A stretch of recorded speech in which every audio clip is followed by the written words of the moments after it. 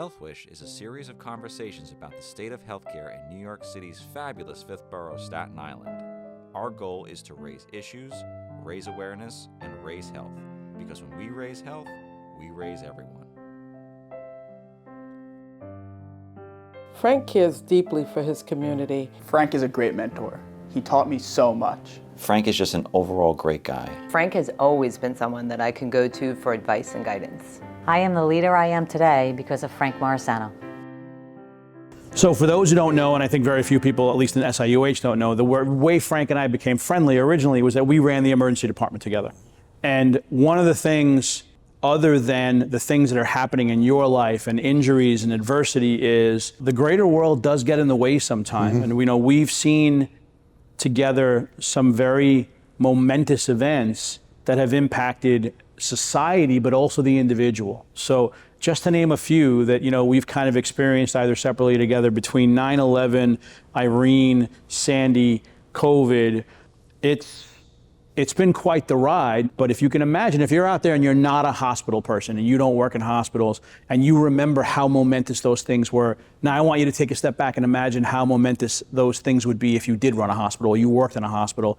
It's a big deal. So I'd love to hear your take on how those events impact your life. So I used to have conversations with Dr. Michael Castellano, and we called him a once-in-a-lifetime event. And after like the fourth or fifth once-in-a-lifetime event, Dr. Castellano says, I don't want any more once-in-a-lifetime events. I'm pretty much done with them. But from the point of view of my nursing career, 9/11 was impactful. It was impactful because my firefighter background, it was impactful, that it changed the world that day. And, the innocence of my children and everybody else's children was just shattered. But 9/11, I remember I was a brand new manager on 3C, only a couple of weeks. And I was down at Princess Bay and we were having a monthly management meeting. And Al Glover basically comes into the room and says, okay, everybody who needs to be at the north site, go back to the north site. Everybody at Princess Bay, go back to your jobs. So I got in my car and I made the right-hand turn on Highland Boulevard and I looked up in the sky and I said, we're in trouble. The plume of smoke that was floating from the Trade Center across Raritan Bay in New York Harbor was just amazing.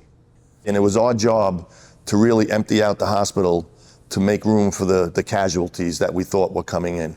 We discharged 45 people. So we opened up the place. Unfortunately, nobody came. You either got out or you didn't. We did get the company 6 truck that crawled out of the building about 6 hours later. But the aftermath of that, I would do days in the hospital and evenings, down there. We would, I would meet my firehouse and we would go look. Unfortunately, there was a lot of people that died, almost 3,000. But personally to me, I knew 40 guys personally, and my whole company didn't walk out of that building that day. So from a firefighter point of view and from a nursing point of view, I was doing both at the time, and for months after, the fallout from that for months, years, till today, still stays with me.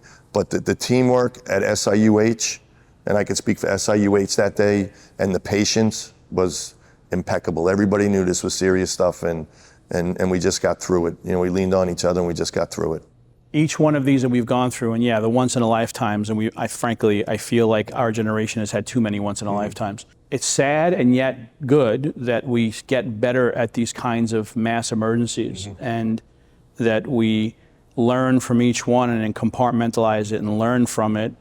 And yet, I think one of the best parts that I've seen as the time has gone on is I really believe this generation of people that are going into healthcare more than ever are going into healthcare for the right reasons. And every time I see a young nurse or a young physician or a young radiology tech who chose to do this after everything that we've seen, I'm very proud to say that they're still choosing to do this.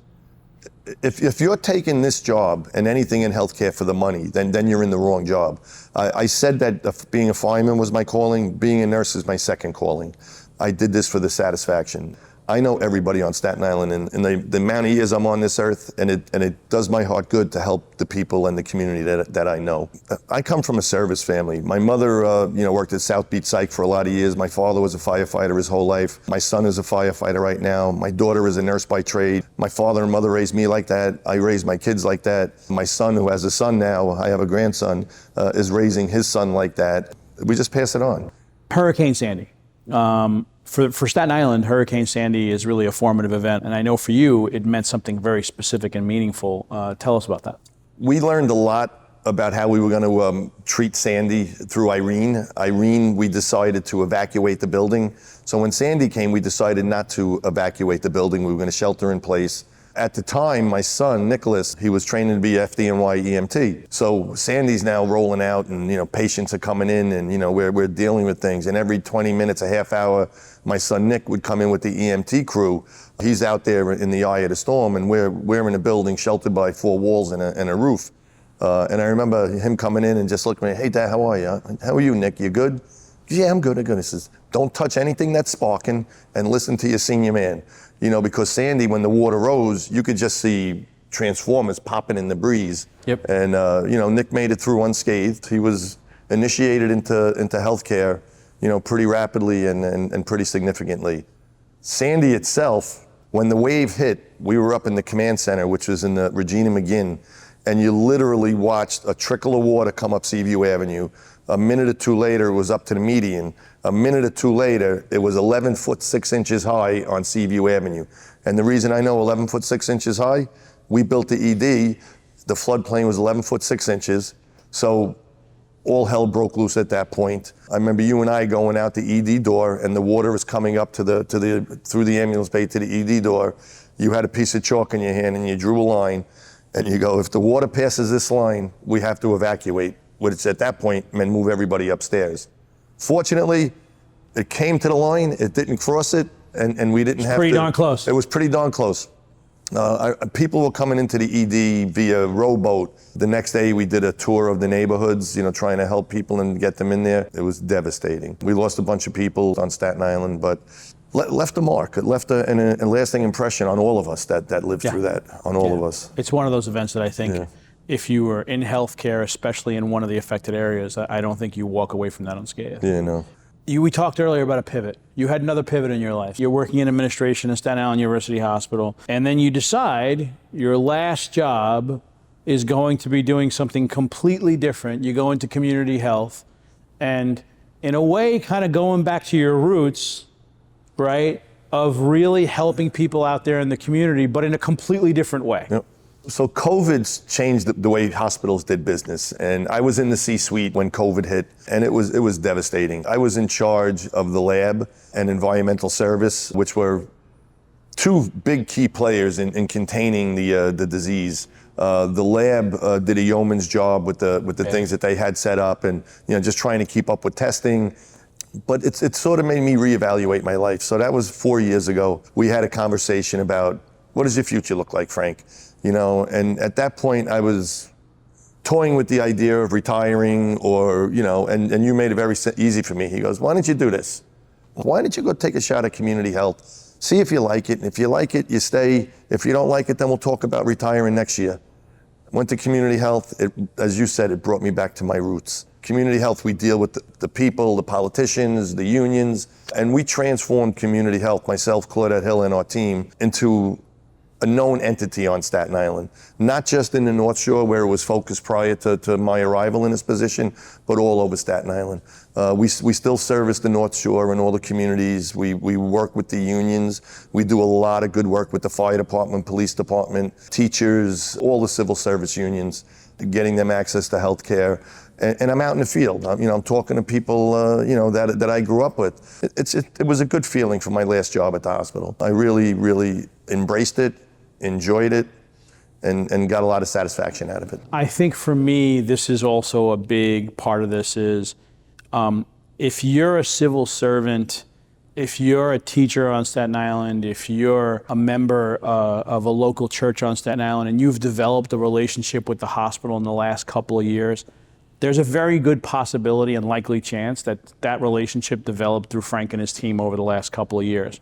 To be able to revitalize community health and to extend out and to reach so many more people, for me, that's a legacy that I think you leave behind, and that is huge. It's okay to make a change, just even later in your career, and to try something different, that you can take your skills, especially leadership skills, because leadership skills apply no matter where you are, communication skills apply no matter where you are, and you can really make a difference. I hear from people in the community all the time, oh, you know, I do so many more things with Northwell. And then I'm like, really? I'll always ask why. And it's because of some connection that they was made through community health. There is something incredibly important about creating opportunity for people. One of the things the community health team has done in collaboration with others is multiple programs around taking kids and giving them options to access to healthcare careers, training people with the SIPPS, training people to actually be healthcare advocates. All of these different programs that actually create opportunity. If I'd love for you to talk about that a little bit. So early on in my tenure in this job, you and I and Dina Wong at the time had a conversation about trying to keep the best of the best on Staten Island. So that led to us developing a few pipeline programs, which you're talking about. There's 20 pipeline programs. We partnered with the Board of Ed, the DOE, CUNY, the borough president, and in particular Port Richmond High School, and we developed a P-TECH program. And what a P-TECH program does is the young adults that are in the program, after 6 years, graduate with a high school diploma and an associate's degree. We became the corporate sponsor, and we are mentoring those students to basically get into healthcare. One of the degrees is in IT, and you can't run a hospital without IT. And the other one is a liberal arts degree. We just graduated our first class. We have internships at the hospital where they come in and they do 2-3 week internships and really get to know different departments of the hospital. We have a couple other pipeline programs that we're really doing well with. We have an EMT scholarship program. 10 students a year get an EMT scholarship sponsored by us and the Michael Alice Freedom Foundation. They sponsored 2 to help support our veterans. Our graduation rate for the class and pass rate is close to 80%, whereas the rest of the state, the pass rate is about 60%. So we're a little above the curve in graduating kids. And we've actually hired at least 6 of the EMT grads to work here at SIUH, so it's a really, really good program. We're instrumental in choosing and developing the Executive Health Internship. It's a great program for rising juniors and seniors with strong ties to Staten Island to see how you run a hospital. There are over 3,000 employees just at Staten Island University Hospital and over 30,000 at Northwell who aren't nurses or doctors, right? So think about that, right? Over 3,000 humans on Staten Island who at the surface aren't what you would directly think of in your brain as a healthcare career, and yet they do incredibly important things that help take care of people. Everything from the security guard to the people that are helping us film this, right? We need all of those professions, and yet we are able to do that and create opportunities for people, even if you don't think a direct patient care job is the one that you want to do. And I think creating opportunities for those people is the key there. And if there's a young person out there that isn't sure what you want to do, but you think you might want to be an engineer, maybe consider being an engineer in a place where you're actually in a building that is helping humans. That reminds me of one of my favorite stories, and I tell it often. LBJ, Lyndon Baines Johnson, was visiting NASA, and he walks in, and there was an environmental service worker standing there, and he goes up to the environmental service worker. "What do you do here?" He goes, "I'm putting a man on the moon." So basically, I equate that to our healthcare. Whether you're the entry-level environmental service worker or yourself, Dr. Ardolic, our job is to improve health on Staten Island because we can't function without the environmental service worker, without you, and without everybody in between. And that's what makes this a great family and a great place to work. So I do want to say at the end, 34 years. I just had my 34th anniversary at SIUH, July 8th, I think it was. So 34 years. And I can tell you that it's been a great ride. I know you're looking forward to your next job. I'm a new grandfather. It's amazing. My grandson Mac is going to be 2 years old in October. They're expecting another baby in January. And my daughter's newly married, so we're just going to spend time with our family and enjoy our golden years. I've never really in my life met somebody who isn't more grateful for life than you, who has you have one of the most amazing perspectives of how to look at things. And we have something for you because for us, in many ways, for many people, you are our George Bailey, right? You are the person that really truly understands that it is a wonderful life and you should really respect and honor everything that you do all along the way because you do. So I want to thank you for letting me be part of your story and being a part of your journey through. So Frank, you've had a great career, a wonderful life, And to paraphrase Clarence from It's a Wonderful Life, thank you for giving all of us our wings. I do appreciate the kind words from everybody, and thank you.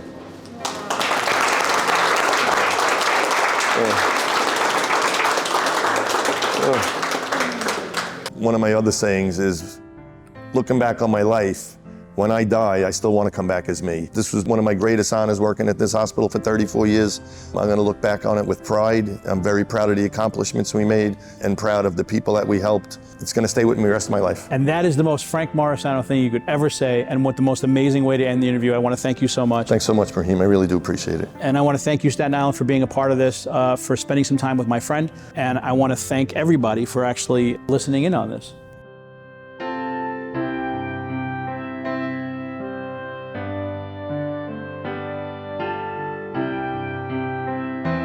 HealthWish wishes to thank our special guests, Dr. Brahim Ardolic and Frank Morisano.